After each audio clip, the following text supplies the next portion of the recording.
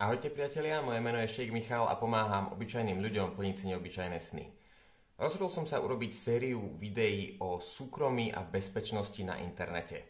Táto séria nebude o tom, že prídem ako nejaký veľký múdry ocko, ktorý ti povie, že neklikaj na podozrivé linky na porno stránke, aby si nestiahol vírus.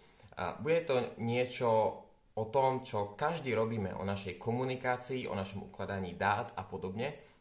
A bude to o tom, ako sa nestať produktom veľkých firiem, ktoré môžu potenciálne zneužiť naše dáta, ktoré vlastne zneužívajú naše dáta, a o tom, ako sa ochrániť a jednoducho vlastniť svoju vlastnú komunikáciu. Je to dôležité preto, že možno, že ty máš nejaký názor, ktorý diskutuješ s nejakými ľuďmi a nedaj Bože, ten názor neskôr bude nelegálny, to sa stáva, vzhľadom na to, že veľmi často naše zákony sú ideologicky ovplyvnené. No a potom je otázka, či nejaký Facebook alebo Google poskytne proti tebe dôkazy, alebo neposkytne proti tebe dôkazy. Hej, samozrejme, neznalosť zákona neospravedlňuje, to vieme, ale neznalosť veľkých firiem o tvojej súkromnej komunikácii ti môže pomôcť zachrániť sa v nejakej, povedzme, zlej situácii. A takisto nechceš, aby tvoje dáta boli ukradnuté v nejakom veľkom hacku, takisto nechceš, aby sa niekto dostal ku tvojim heslám a proste potenciálne ti vedel ukradnúť doslova čokoľvek. Naša e-mailová schránka je vstupná brána do celého internetu, dá sa povedať.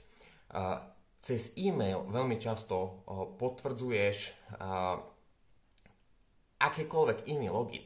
Jednoducho, keď sa chceš prihlásiť na inú stránku, vložíš tam typicky svoj e-mail, povieš, zabudol som heslo a na ten e-mail si necháš poslať nové heslo, zresetuješ ho, vieš sa tam dostať.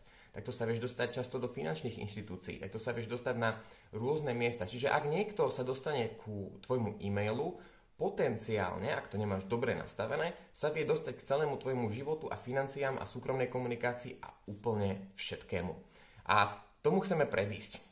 V tejto prvej časti sa chcem venovať našim dvom veľkým bratom, Google a Facebooku, alebo po novom Alphabet a Meta.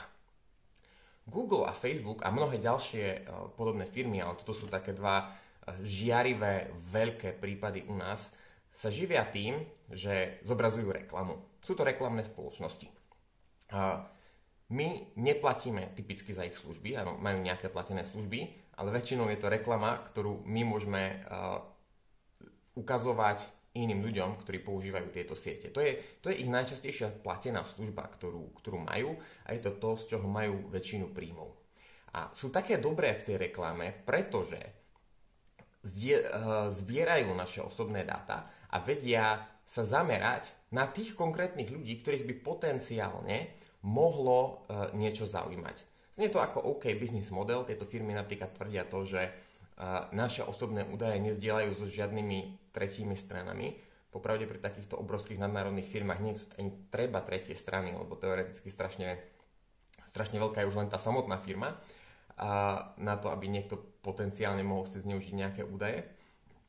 Každopádne tvrdia, že naše údaje nepredávajú. My sme vlastne iba ako keby v nejakej vzorke, že ja budem Košičan, muž medzi 30 až 35 rokov, ktorý má záujem o podnikanie a náboženstvo a neviem, o šport napríklad. Mohli by si ma nejako takto vyprofilovať a tým pádom by mi mali vedieť zobraziť oveľa relevantnejšie reklamy. Čo si možno neuvedomujeme niekedy je, že tento zber osobných dát je ozrutných rozmerov. Našťastie zákony dotlačili často tieto firmy k tomu, aby nám zobrazili, aké údaje o nás vlastne zhromažďujú. Samozrejme, všeobecné podmienky a takto nikto nečíta, to čítajú len právnici, aby sa o tom potom mohli súdiť. Ale na Facebooku sa dá zobraziť história aktivity. Otvor si tú históriu aktivity a pozri sa, aké údaje o tebe majú, čo si kde kedy lajkol, komentoval, pozrel video viacej ako pár sekúnd a každú nejakú možnú vec, kde si sa pohol na tom Facebooku, kde si sa pomaly očami pozrel, toto majú zaznamenané. A bavili si dobre, tak sa k tomu aspoň viem vrátiť. Áno, to je pointa toho prečo to ako robia, že aby si sa k tomu vedel vrátiť, ale prečo by si niekto iný mal vedieť o každom tvojom súkromnom pohybe. A to je tá dôležitá téma, to súkromie. Niekto môže tvrdiť, že súkromie nie je také dôležité, pretože nemám čo skrývať. V skutočnosti máš čo skrývať a mal by si to skrývať, napríklad presne svoje prihlasovanie do internet bankingov a tak ďalej, keby ešte nešlo o nejakú tvoju súkromnú komunikáciu, ktorú teoreticky nemusí nikto ďalší vidieť. Ale tvrdiť, že nepotrebujem súkromie, pretože nemám čo skrývať, je ako tvrdiť, že nepotrebujem slobodu slova, lebo nemám čo povedať. Áno, na to, aby sme mali niečo, čo vieme používať, musíme to cvičiť. Keď chceš mať svaly, musíš cvičiť. Keď chceš mať chytrý mozog, musíš čítať, musíš sa vzdelávať. Keď chceš byť rýchly bežec, musíš behať. Keď chceš mať slobodu slova, musíš používať slobodu slova a musíš vyjadrovať nejaké svoje názory, pretože pokiaľ nebudeš používať, tak ti ju niekto vezme. Prečo by si ju mal mať, keď ju nepoužívaš? A to isté platí aj o súkromí. Pokiaľ ty si nebudeš stáť za svojím súkromím, no tak ti ho niekto vezme. A tam sme sa momentálne dostali. Na Facebooku si teda vieš pozrieť svoju históriu aktivity. Facebook ale nie je len Facebook. Facebook už je Meta. Momentálne je to aj WhatsApp. Na WhatsAppe každá komunikácia je teoreticky súkromná. Teoreticky by mala byť zašifrovaná. Problém je, že to šifrovanie bolo x-krát prelomené a proste úniky dát existujú historicky. Čo však nie je zašifrované alebo chránené, sú tvoje metadáta. Asi tým, že je to meta a sú to tzv. Metadáta, tak to považuje za svoje. Čo sú tie metadáta? To sú údaje o tom, že komu si posielal správu, kedy si posielal tú správu, odkiaľ si posielal tú správu a podobne. Tieto údaje potom posunie ďalej Facebooku, ktorý ti bude zobrazovať reklamy. A o tom to vlastne je. Neuveriteľne chytrú vec urobil Google. Google je snáď ešte chytrejší ako Facebook, pretože Google urobil veľmi praktické služby pre takmer všetko, čo potrebujeme robiť, do ktorých sa vieš dostať s jedným účtom. Ako jedna z prvých a veľmi podstatných vecí vyhľadávanie na internete. Ty keď vyhľadávaš na internete, tak Google si pekne zaznamenáva, čo si vyhľadával. Podľa toho vie, čo ťa zaujíma. Ty si prihlásený do Google Chromu, najpoužívanejšieho prehliadača, ktorý je, ako už názov napovedá, Google Chrome. Takže Google môže vidieť, čo vyhľadávaš, ktoré stránky si navštívil. Si tam prihlásený cez svoj Googlový účet, na ktorom máš Gmail. A na ten Gmail ti chodia všetky prihlásenia do všetkého. Aj do toho Facebooku, aj do banky, aj na každú ďalšiu stránku. Prípadne to ešte uľahčuje tým, že sa na tej ďalšie stránky vieš rovno prihlásiť svojim Googlovým účtom. To znamená, Google vie všetko, kde si registrovaný, všetko, čo robíš. Chceš sa pohnúť niekam, zapnúť si nejakú navigáciu, jedna z najlepších navigácií reálne sú Google mapy. Veľmi dobrá mapa, nie že by nemala chyby, ale je veľmi dobrá nafotená, veľmi dobrý je ten Street View, že si vieš pozrieť ulice. Zaznamenáva tvoju polohu a súkromie tam funguje tak, že keď ty sa niekde pohybuješ a máš zapnutú históriu polohy, tak si to vieš presne pozrieť, kde si sa hýbal, kde si bol pred 5 rokmi, ktorý deň a má to všetko zaznamenané, čo si chodil, čo si išiel autom, čo si išiel električkou a tak podobne. Google to vie.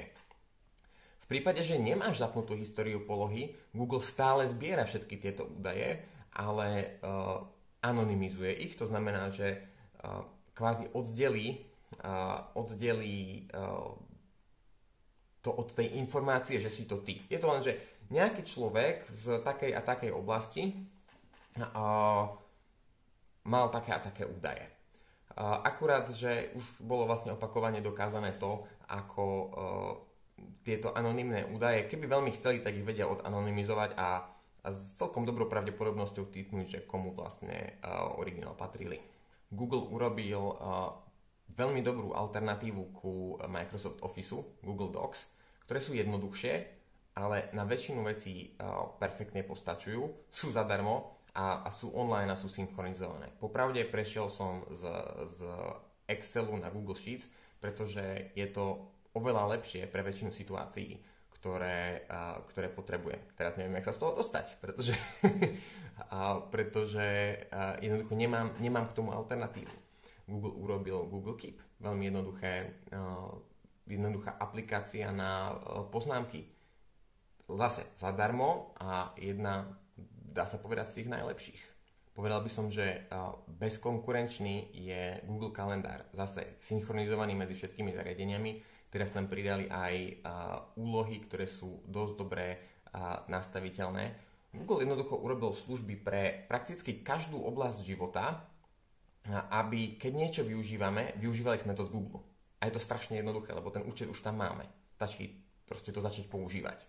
Tie služby, ktoré urobil, sú často jednoduchšie ako nejaké tie najlepšie, najpremakanejšie riešenia, ale myslím si, že to je aj zámer, pretože keby boli príliš premakané a komplikované, tak sú pre strašne náročných užívateľov. Väčšine ľudí na väčšinu vecí Google stačí. A v tom je podľa mňa ich biznisová genialita, že dokázali niečo takéto zostrojiť. A tak, ako aj väčšina ľudí, som sa počas svojej histórie života dostal do spárov aj Facebooku, aj Instagramu, aj Whatsappu, aj Google, snad na všetkom, čo používa, čo ponúka. A zrazu, keď som si uvedomil, že ja nechcem mať ohrozené alebo sledované svoje súkromie, tak som zistil, že sa z toho dosť ťažko vymotávam miestami. Už som pred nejakým časom zrušil Facebook, respektíve deaktivoval profil, nechal som si Messenger, nechal som si ho iba na počítači, čiže nemôže sledovať moju polohu, nemôže veľmi sledovať, čo robím na iných stránkach a podobne, čo inak Facebook samozrejme tiež robí, pretože reklamy pretože stránky majú tzv. Facebook Pixel, Google Analytics a tak ďalej, ktoré jednoducho sledujú tvoj pohyb na iných stránkach, nie na Facebooku, ale čo robíš na iných stránkach a podľa toho o tebe zase zbierajú informácie. Tomu sa dá tiež predísť. Čiže Facebook o mne už momentálne nevie veľmi zbierať informácie a je otázka, či potrebuješ sociálne siete.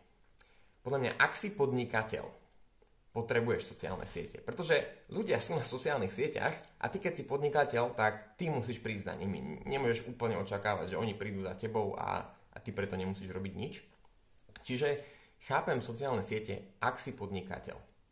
Chápem sociálne siete, ak si influencer v akejkoľvek oblasti, ak jednoducho máš nejakú svoju tému, niečo, čo ty chceš rozšíriť a povedať ďalším ľuďom. Vtedy majú sociálne siete veľký význam. Čo si myslím, že je jemne zbytočné použitie sociálnych sietí je, pokiaľ si čistý konzument. Pokiaľ tam proste len sedíš a kúkaš veci. Pokiaľ si na tej druhej strane. A ty to dobre vieš, že tam míňaš čas, ty to dobre vieš, že ho míňaš zbytočne, možno, že ho tam míňaš, pretože zatiaľ nemáš niečo lepšie, na čo ho využiť. A o tom je inak tento kanál, je to o seba rozvoji, takže verím, že nejaké moje iné videá ti dajú nejaké inšpirácie, čo lepšie robiť so svojím časom, než ho míňať na internete. Ale myslím si, že pokiaľ si konzument, fakt nepotrebuješ sociálne siete. Čo potrebuješ a neskutočne potrebuješ je e-mail. A treba povedať, že Gmail, hlavne v čase, keď začal, bolo niečo bezprecedentné. Vtedy neponúkali až taký priestor ako teraz. A teraz máš zadarmo 15 GB miesta na e-mailovú schránku. Ja som používal e-mail prakticky asi 11 rokov od Gmailu. Takmer som nemazal staré e-maily a zaplnil som z toho priestoru polovicu. To bolo niečo absolútne revolučné, že ti niekto dá takýto veľký priestor. Niekto ti dá takúto užívateľskú pohodu.